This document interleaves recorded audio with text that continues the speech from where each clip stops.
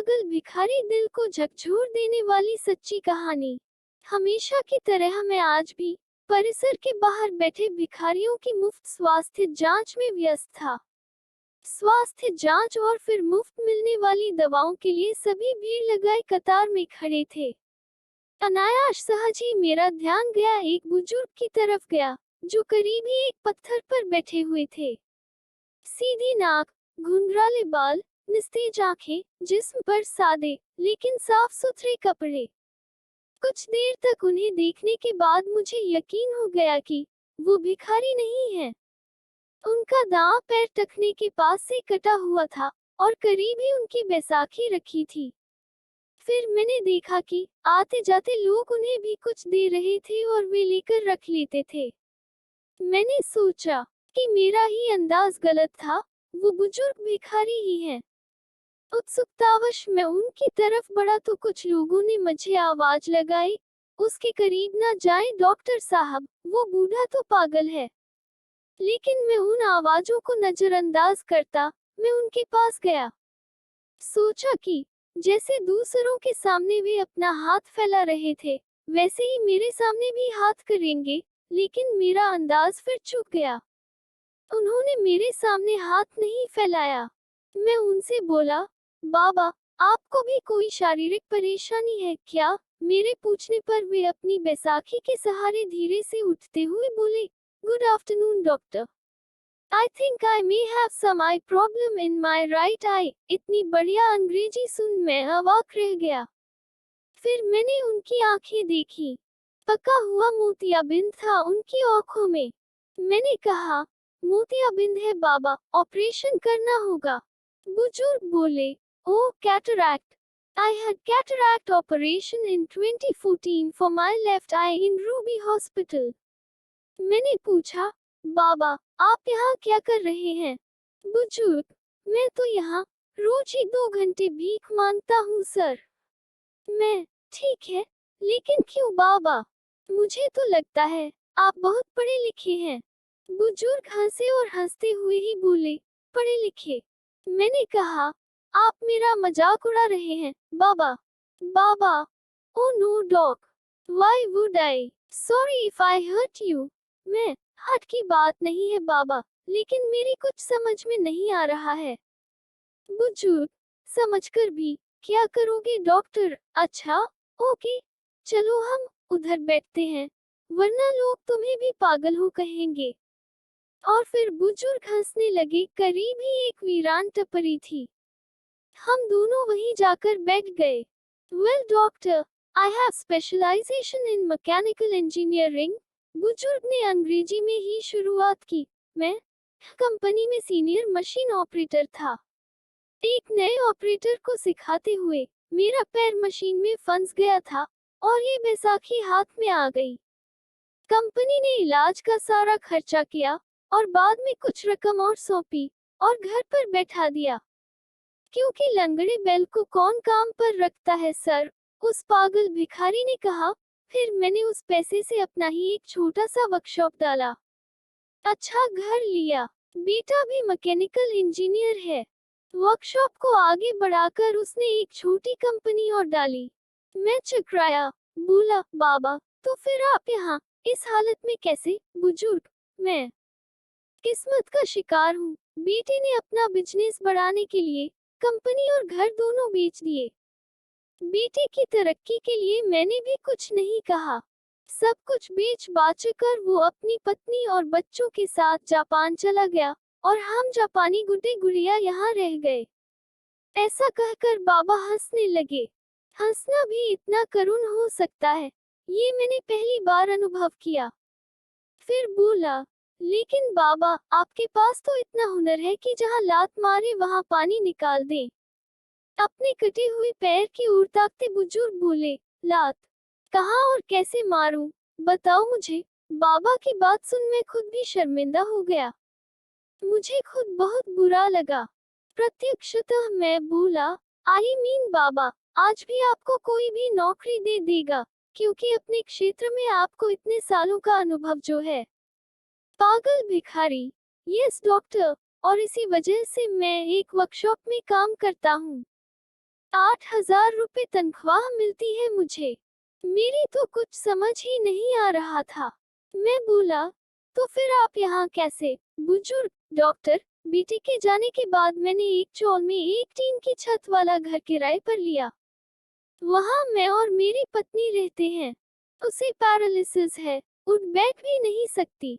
मैं 10 से 5 नौकरी करता हूँ। शाम 5 से 7 इधर भीख मांगता हूँ और फिर घर जाकर तीनों के लिए खाना बनाता हूँ। आश्चर्य से मैंने पूछा, बाबा, अभी तो आपने बताया कि घर में आप और आपकी पत्नी हैं। फिर ऐसा क्यों कहा कि तीनों के लिए खाना बनाते हो? बुजुर्ग डॉक्टर, मेरे बचपन में ही मेरी माँ का स्वर्गवास हो गया था। मेरा एक जिगरी दोस्त था, उसकी माँ ने अपने बेटे जैसे ही मुझे भी पाला पोसा।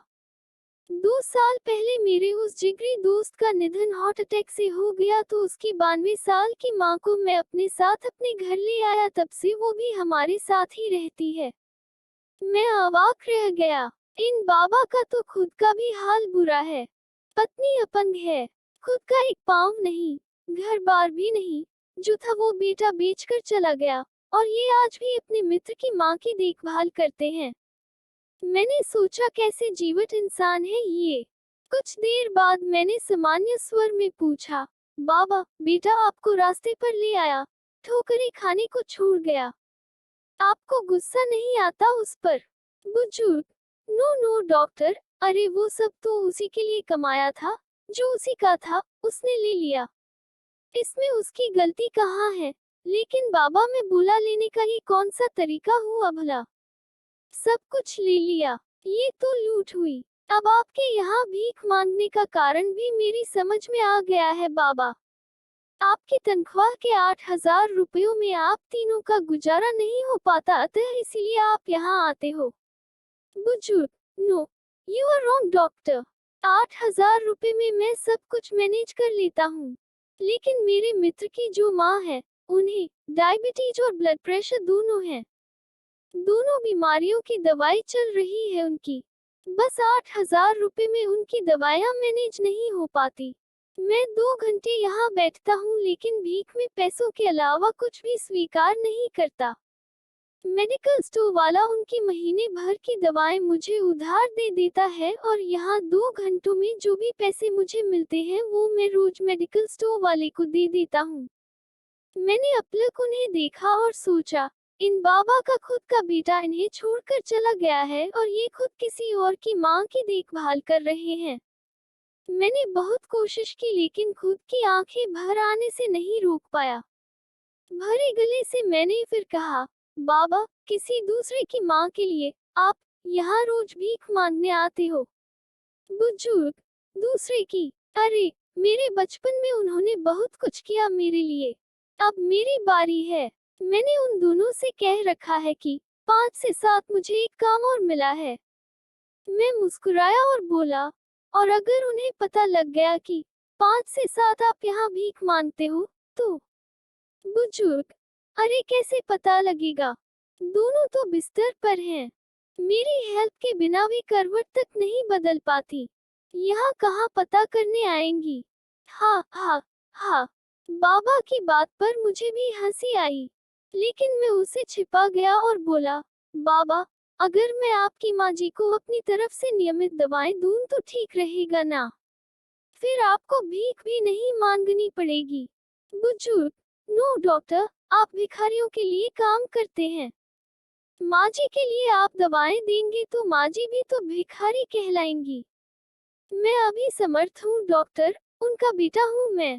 मुझे कोई भिखारी कहे तो चलेगा, लेकिन उन्हें भिखारी कहलवाना मुझे मंजूर नहीं। अब डॉक्टर, अब मैं चलता हूँ। घर पहुँचकर अभी खाना भी बनाना है मुझे। मैंने निवेदन स्वरूप बाबा का हाथ अपने हाथ में लिया और बोला, बाबा, भिखारियों का डॉक्टर समझकर नहीं बल्कि अपना बेटा समझकर मेरी दादी के लिए दवाएं स्वीकार कर लीजिए। अपना हाथ छुड़ाकर बाबा बोले, डॉक्टर, अब इस रिश्ते में मुझे मत बांधो प्लीज। एक गया है, हमें छोड़कर, आज मुझे स्वप्न दिखाकर, कल तुम भी मुझे छोड़ गए तो अब सहन करने की मेरी ताकत नहीं रही। ऐसा कहकर बाबा ने अपनी बैसाखी संभाली। और जाने लगे, और जाते हुए अपना एक हाथ मेरे सिर पर रखा और भर भर आए ममतामयी आवाज में बोले, अपना ध्यान रखना मेरे बच्चे। शब्दों से तो उन्होंने मेरे द्वारा पेश किए गए रिश्ते को ठुकरा दिया था, लेकिन मेरे सिर पर रखे उनके हाथ के गर्म स्पर्श ने मुझे बताया कि मन से उन्होंने इस रिश्ते को स्वीकारा था। उस पागल कहे जाने वाले मनुष्य की पीठ फेरते ही मेरे हाथ अपने आप प्रणाम की मुद्रा में उनके लिए जुड़ गए। हमसे भी अधिक दुखी, अधिक विपरीत परिस्थितियों में जीने वाले ऐसे भी लोग हैं। हो सकता है इन्हें देख हमें हमारे दुख कम प्रतीत हो और दुनिया को देखने का हमारा नजरिया बदले। हमेशा अच्छा सोचे, हालात का सामना करे।